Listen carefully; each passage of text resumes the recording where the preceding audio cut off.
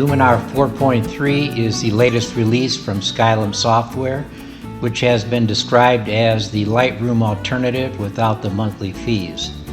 As a photo editor, some of its signature features are AI enhancement and sky replacement tools. While the sky replacement tool works relatively well, sometimes I'd like to make some additional minor adjustments.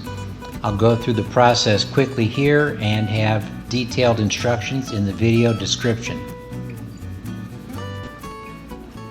The Windows 10 platform contains two different directories for files used in AI enhancements. To get more options using our sky photos, we will copy the JPEG files from SkyTextures to AlhpaBlend. This will allow the sky photos to also be accessed when using the AI Augmented Sky tab. Changing the sky in this tool allows you to resize, rotate, flip, or otherwise have more control over the placement of your new sky. Once you are happy with the sky, click Place Object button and continue to edit as desired. You can also add your own custom JPEG files to both of these folders for easy access later. You can see the before and after here, and I've also included some of my favorite edits from other projects.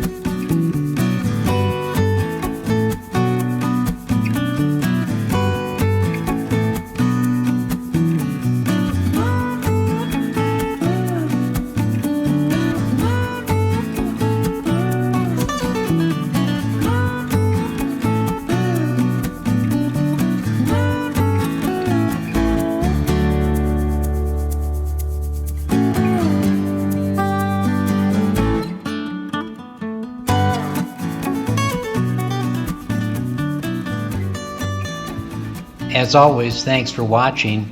The detailed instructions on how to move the files are in the program notes. Also included is a link to the Luminar software, including a discount code if you decide to try.